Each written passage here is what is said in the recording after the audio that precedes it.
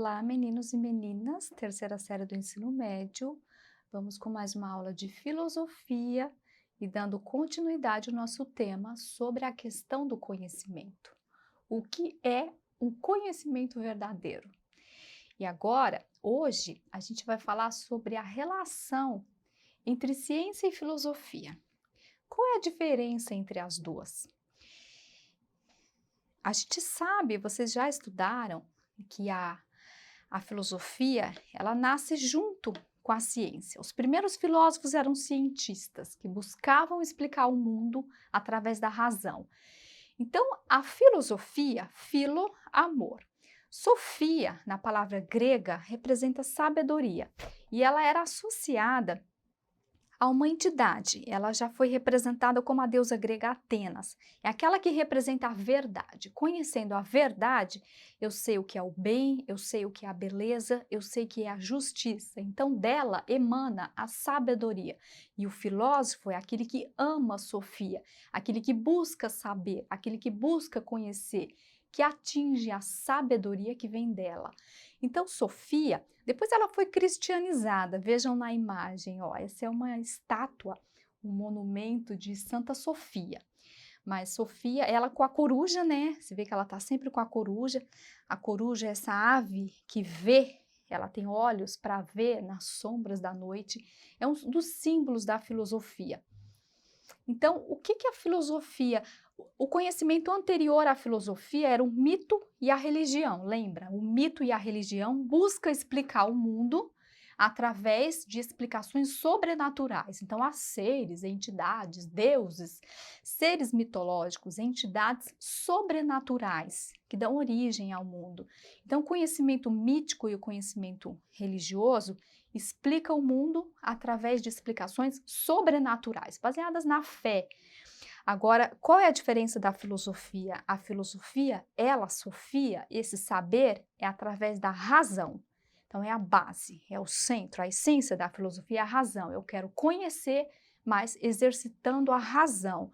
E aí, os primeiros filósofos, chamados de pré-socráticos, eram cientistas que buscavam não explicar o sobrenatural, explicar o natural. Então, eles eram físicos, eram químicos, por exemplo. Demócrito, um dos filósofos pré-socráticos, no início da filosofia, ele explicou que o princípio que deu origem ao universo é o átomo, é uma partícula indivisível que é o átomo, é um princípio material, invisível, mas ele existe, tá lá, é o princípio da matéria. E a gente sabe que a teoria do átomo de Demócrito, ela foi aperfeiçoada e aceita até hoje. É o primeiro que deu essa explicação. Pitágoras, por exemplo, que deu origem à matemática, ele diz: o princípio do universo é o número. O universo está decodificado em linguagem matemática.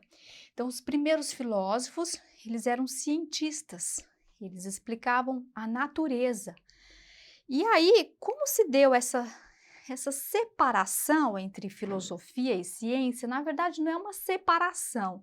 Elas vão seguindo caminhos, porque as ciências da natureza, a física, se fixou em um conhecimento do mundo material.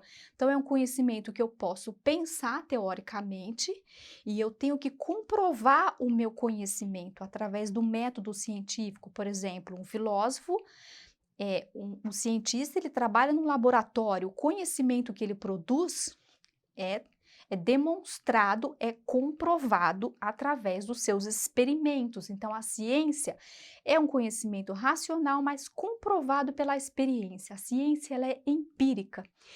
E a filosofia? A filosofia, conhecida como a mãe das ciências, porque da ciência deu-se a origem da filosofia deu-se a origem de todas as ciências foram se desmembrando de forma autônoma e configurando as ciências, ela se baseia na razão. Ó, vejam a imagem. Enquanto o filósofo pensa, essa é uma escultura clássica, né, que simboliza a figura do filósofo, é aquele que pensa, que medita, que reflete. O objeto da filosofia é abstrato. O modo de operação do conhecimento filosófico é o pensamento. e o cientista, eu coloquei uma cientista mulher, tá? O protagonismo das mulheres aí na produção do saber científico. Ela tá ali num laboratório que as suas teorias abstratas, elas são testadas e comprovadas pela experiência. Então, o cientista trabalha num laboratório. Olha aqui a imagem. Ó, o cientista comprova suas teorias. Então, suas teorias, o objeto do conhecimento científico, ele é material. Digamos assim, para simplificar para você, o cientista, um exemplo de conhecimento científico é a física. As minhas teorias são comprovadas, né? O meu objeto de estudo, ele é um objeto material. As leis que eu estudo abstratamente, elas são comprovadas ali no laboratório. E um exemplo de conhecimento filosófico é a metafísica. Metafísica é aquilo que é abstrato, aquilo que está além da física. Ó, vamos ver o nosso próximo slide. Aqui está bem direitinho para vocês a diferença. Só para ilustrar, a física, por exemplo, é uma ciência que estuda os objetos materiais, que podem ser comprovados empiricamente pelo método científico. É a experiência, eu posso experimentar o conhecimento que eu produzo. E a filosofia? Qual é o objeto da filosofia? Por exemplo, o que é o bem, o que é o mal, o que é o ser, o que é a beleza, o que é a feiura, o que é a liberdade. Então, a filosofia, meio que o objeto de estudo da filosofia não é necessariamente material. Então, o modo de operar da filosofia é a reflexão, porque os seus objetos de estudo são investigações abstratas. Então, as grandes questões da humanidade, por exemplo, a ética, a estética, a política, são objetos de reflexão filosófica. Há uma área da filosofia conhecida como a filosofia da ciência, quando a filosofia se propõe a refletir sobre a própria ciência. Então, há questões muito interessantes que estão no centro do debate aí da filosofia da ciência. Por exemplo, desafios éticos contemporâneos que são resultado do avanço científico. Ó, a engenharia genética, por exemplo, quando nós estudamos a biologia, o avanço da biologia, nós já mapeamos os genes humanos. Então, mapear os genes humanos, conhecer a genética humana, ela pode prevenir doenças antes delas aparecerem, elas podem ser detectadas e já diagnosticadas e já serem tratadas, ou o perigo, por exemplo, do uso político, ideológico desse conhecimento científico. É possível alterar a raça humana e produzir uma raça humana superior? Esse era um projeto nazista e cientistas foram empregados nesse projeto. Então, assim, como se à luz da ciência, à luz do saber, do conhecimento, fosse ameaçada pela sombra também. Tipo, há uma ameaça ali. O conhecimento científico, ele pode ser usado de modo construtivo para o bem da humanidade, para o bem coletivo, ou ele pode ser usado também de forma destrutiva, né, para os interesses individuais, para diferentes ideologias políticas. Então, são questões éticas, por exemplo, que decorrentes do avanço científico. Um dos temas mais interessantes também é a questão da neutralidade da ciência. A ciência é neutra. Essa pretensão de produzir um conhecimento puramente objetivo, será que ele não passa pela subjetividade daquele que produz o conhecimento, por exemplo, o interesse do cientista? Então, se vejam que a filosofia da ciência, a gente vai ver daqui a pouco, fazer uma crítica da ciência, contribuir para o avanço da ciência, esse é o papel da filosofia, é diferente de negar a ciência, a gente vai ver daqui a pouco, que é um dos debates atuais que está acontecendo por aí. A filosofia da ciência é uma área da filosofia que busca refletir sobre a ciência, e refletir sobre a ciência é contribuir para o próprio aperfeiçoamento da ciência, então apresentar as críticas para que ela seja melhorada. Então, o mito da neutralidade da ciência, será que a ciência é neutra? Por exemplo, o cientista, será que ele trabalha para os grandes empregadores de cientistas são governos, São empresas multinacionais, por exemplo, laboratórios. Será que não há interesses econômicos e políticos que determinam o conhecimento que é produzido? Esse conhecimento é para bens individuais ou é para o bem coletivo da humanidade? Então, são desafios e a filosofia vem com a sua contribuição. Então, qual é a finalidade e os interesses da produção científica? E a responsabilidade social do cientista? Porque, afinal, conhecer é poder. Na medida em que você conhece, você tem poder. Então, esse poder, ele deve ser usado para o bem, de modo construtivo. E o papel do cientista, o papel da comunidade científica na sociedade é muito interessante e que veio à tona agora no cenário atual, que a gente vai ver daqui a pouco. Então, assim, contribuir criticamente para a ciência, apresentar aquilo que ela precisa melhorar, são desafios que juntos nós vamos avançando, que a ciência ela é produto de um saber da humanidade, ela nasceu lá na Grécia Antiga, esse produto da razão, e que a gente vai se aperfeiçoando, simboliza a luz do conhecimento, mas essa luz ela vem também com desafios junto com ela. Então, conhecer, criticar a ciência e contribuir para o seu avanço, é o papel da filosofia da ciência, é diferente, né, do negacionismo, essa palavra que representa um retrocesso, né? E aqui, ó, porque a gente viu aí o protagonismo da ciência, né, no cenário que a gente está vivendo. Então, a ciência, ela representa essa esperança, porque é da ciência, da produção científica que vem, por exemplo, a cura do coronavírus, que é a vacina.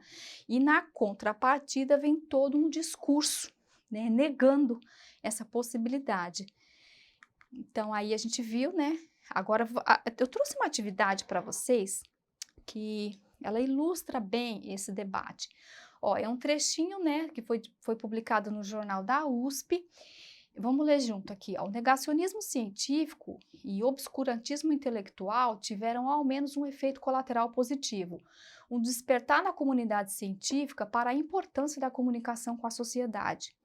É notável o aumento da participação de pesquisadores, médicos e acadêmicos na divulgação da ciência e no combate às fake news no decorrer da pandemia, tanto pelos meios tradicionais de comunicação, servindo como fontes de informações confiáveis para a imprensa, por exemplo, quanto por iniciativas pessoais das redes sociais.